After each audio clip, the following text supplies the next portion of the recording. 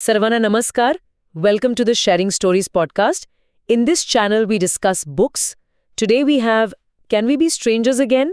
By Srijit Shandilya. आणि खरं तर या पुस्तकाचं शीर्षकच इतकं विचार करायला लावणारं आहे की नाही. अगदी मनाला थेट भिडणारं.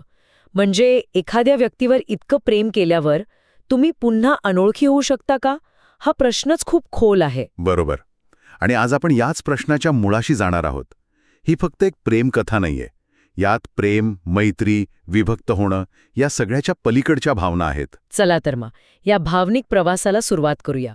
तर कथेची पार्श्वभूमी खूप ओळखीची वाटते. कॉलेज, 3 मित्र. हो, अगदी.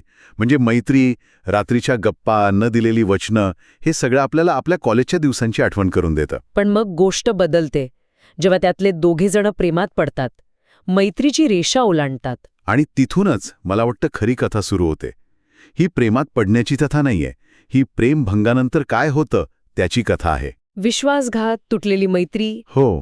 आणि एक नायक, देव, जो या सगळ्यात अडकलाय. हो. तो भूतकाळातून बाहेर पडण्याचा प्रयत्न करतोय. त्याला एक निर्णय घ्यायचा आहे. पुन्हा एकदा सगळं पणाला लावायचं की नाही. अगदी. आणि लेखकाने हे इतक्या सुंदरपणे मांडले आहे. आणि मला वाटतं यातली सगळ्यात महत्वाची गोष्ट म्हणजे ही कथा देवच्या दृष्टिकोनातून सांगितलीय. First person narrative. हो. आणि त्यामुळे आपण थेट त्याच्या मनात, त्याच्या विचारामध्ये पोहोचतो. असं वाटतं की आपलाच मित्र आपल्याला त्याची गोष्ट सांगतोय. बरोबर. पण याच गोष्टीला एक दुसरी खूपच रंजक बाजू आहे. अच्छा. कोणती? फर्स्ट पर्सन नॅरेटिव्हमुळे आपल्याला फक्त देवची बाजू कळते. तो एक प्रकारे अनरिलायबल नॅरेटर बनतो. म्हणजे आपल्याला जे दिसतंय ते पूर्ण सत्य नाहीये. कदाचित नाही. आपल्याला फक्त त्याचा दृष्टिकोन दिसतोय. दुसऱ्या 2 व्यक्तींच्या मनात काय चाललंय हे आपल्याला कधीच पूर्णपणे कळत नाही. खरंय. म्हणजे वाचक म्हणून आपल्या मनात सतत एक प्रश्न राहतो की ह्याची बाजू कितपत खरी आहे. अगदी. आणि त्यामुळेच ही कथा जास्त खरी वाटते. कारण खऱ्या आयुष्यातही आपण स्वतःच्याच गोष्टीचे नायक असतो, नाही का? हो, आपल्याला आपलीच बाजू नेहमी योग्य वाटते. तर हा प्रवास फक्त प्रेम मिळवण्याचा नाही, तर स्वतःच्या आठवणींसोबत लढण्याचाही आहे. खूपच मनारेक मुद्दा आहे हा. ज्या प्रकारे ह्या भावना मांडल्या आहेत ते पाहून लेखकाबद्दल उत्सुकता वाटते. श्रीजित शांडिल्य. हो. Bring your book to life with AI.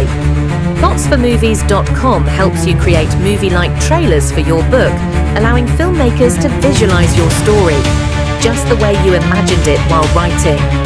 Enhance the storytelling experience to a whole new level with realistic characters, immersive voiceovers, and cinematic sound effects. No more boring stock images or generic clips. Captivate your audience, spark curiosity, make readers and filmmakers eager to explore more.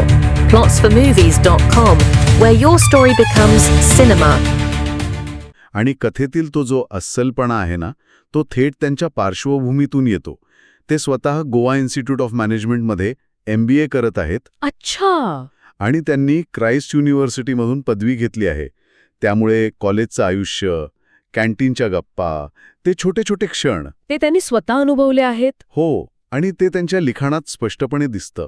हे केवळ कल्पनेतून आलेलं नाहीये. त्यांच्याबद्दल असंही म्हटलं जातं की ते छोट्या क्षणांमध्ये कथा शोधतात. शब्दांशिवायचा संवाद, आठवणी. आणि हीच गोष्ट त्यांच्या लेखनशैलीला वेगळं ठरवते. कशी? त्यांची भाषा बघा. खूप साधी, सोपी आहे. कुठेही अवघड शब्द नाहीत. हो, वाचायला खूप सोपी वाटते. पण ती साधी भाषाच थेट मनाला भिडते. त्यांची शैली विनोदी आहे, नॉस्टॅल्जिक आहे आणि त्याच वेळी खूप भावनिक पण आहे. म्हणजे एकाच वेळी हसूही येतं आणि डोळेही पाणवतात. अगदी. पण ही साधी भाषा कधी कधी एक आव्हान ठरू शकते का? म्हणजे काही वाचकांच्या मते काही गुंतागुंतीच्या भावनांसाठी ती अपुरी पडते. चांगला प्रश्न आहे. काही समीक्षकांना वाटतं की भावनिक खोली पाहता कदाचित अधिक काव्यात्मक भाषा वापरता आली असती. हो. पण मला वाटतं की ही एक जाणीवपूर्वक केलेली निवड आहे. लेखकाला ही कथा प्रत्येकापर्यंत पोहोचवायची होती. कोणत्याही विशिष्ट वर्गापुरती मर्यादित न ठेवता. बरोबर. त्यामुळे भाषेचा साधेपणा ही एक प्रकारे तिची ताकदच ठरते. ती कथेला जास्त प्रामाणिक बनवते. आता या पुस्तकाच्या अशा भागावर बोलूया जो वाचकांना खूप आवडला. तो म्हणजे याचा शेवट. हो. तो शेवट? तो अनेकांसाठी अनपेक्षित होता. तो एक टिपिकल हॅपी एंडिंग नाहीये आणि पूर्णपणे दुःखद शेवट पण नाहीये. नाही. तो एक बिटर स्वीट शेवट आहे. गोड कडू. म्हणजे काहीतरी मिळवल्याचा आनंद पण आहे आणि काहीतरी गमावल्याचं दुःखही आहे. हो, आणि म्हणूनच तो खूप प्रभावी ठरतो, कारण तो खऱ्या आयुष्याच्या खूप जवळच आहे.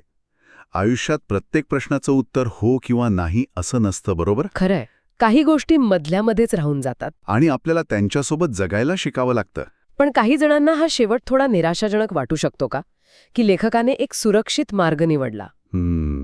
ही शक्यता नाकारता येत नाही. काही वाचकांना कदाचित एक स्पष्ट शेवट हवा असेल. हो, पण माझ्या मते या कथेचा उद्देशच तो नाहीये. ही कथा सांगते की काही नात्यांचा शेवट पूर्णविरामासारखा नसतो. तो एका स्वल्पविरामासारखा असतो. अगदी आयुष्य पुढे जात राहतं. त्यामुळे मला वाटतं तो शेवट सुरक्षित नाही, तर तो प्रामाणिक आहे. आता थोडं पुस्तकातल्या आव्हानात्मक पैलूंवर बोलूया. हो, बोला ना. एका परदेशी वाचकाने असं म्हटलं आहे की पुस्तकात हिंदी संवादांचा वापर जास्त असल्यामुळे त्यांना ते समजायला थोडं कठीण गेलं. हो, हा एक खूप महत्वाचा मुद्दा आहे. कसा? काय ना, भारतात विशेषतः तरुणांमध्ये आपण बोलताना अनेकदा हिंग्लिश वापरतो. इंग्रजी आणि हिंदी एकत्र. बरोबर. लेखकाने ते अस्सल संवाद साधण्यासाठीच वापरलं असेल, त्यामुळे भारतीय वाचकांना ते खूप आपलंसं वाटतं. पण आंतरराष्ट्रीय वाचकांसाठी ते एक आव्हान ठरतं. हो, त्यांना प्रत्येक वेळी भाषांतर शोधावं लागतं, ज्यामुळे वाचण्याचा जो फ्लो असतो तो तुटतो. आणि मग एक मोठा प्रश्न निर्माण होतो की भारतीय लेखकाने जागतिक वाचकांसाठी लिहिताना प्रादेशिक भाषेचा वापर किती आणि कसा करावा. बरोबर, यावर एकमत होणं खरंच कठीण आहे. याशिवाय कथेची रचना म्हणजे वर्तमान काळ आणि भूतकाळातले बदल काही ठिकाणी थोडे अस्पष्ट वाटल्याचंही मत आहे. अच्छा, आणि काही मुद्रित शोधनाच्या चुकांबद्दलही बोललं जातं. हो, किरकोळ चुका आहेत, जसं की वाक्याच्या शेवटी पूर्णविराम नसणं. तर मग या तांत्रिक त्रुटींमुळे पुस्तकाचा एकूण अनुभव कमी होतो का? मला तरी नाही वाटत. म्हणजे या चुका नक्कीच टाळता आल्या असत्या. पण या पुस्तकाची खरी ताकद त्याच्या भावनिक गाभ्यामध्ये आहे. वाचकांना कथेतील तो प्रामाणिकपणा इतका आवडला आहे की ते या लहान सहान त्रुटींकडे दुर्लक्ष करायला तयार आहेत. खरं तर यामुळे पुस्तक अधिक मानवी वाटतं. अगदी, जणू काही ते थेट लेखकाच्या हृदयातून आपल्यापर्यंत पोचलं आहे. आता आपण पुन्हा एकदा आपल्या मूळ प्रश्नाकडे येऊया. Can we be strangers again? या चर्चेनंतर तुम्हाला काय वाटतं? हे पुस्तक याचं काय उत्तर देतं? मला वाटतं पुस्तक एक खूप सुंदर उत्तर देतं. ते म्हणतं नाही, आपण पुन्हा अनोखी होऊ शकत नाही. कारण तो अनुभव, त्या आठवणी, त्या भावना, त्या तुमच्या व्यक्तिमत्वाचा एक भाग बनून जातात. म्हणजे तुम्ही त्या व्यक्तीला विसरू शकत नाही. म्हणजे तुम्ही फक्त त्या आठवणींसोबत जगायला शिकता. तुम्ही अनोळखी नाही बनत, तुम्ही एक वेगळे व्यक्ती बनता. तो अनुभव तुम्हाला बदलून टाकतो. म्हणजे हा प्रवास विसरण्याचा नाही, तर स्वीकारण्याचा आहे. अगदी. तुम्ही सुरुवातीला म्हणालात की ही कथा चुकांमधून माणसं कशी वाढतात हे दाखवते.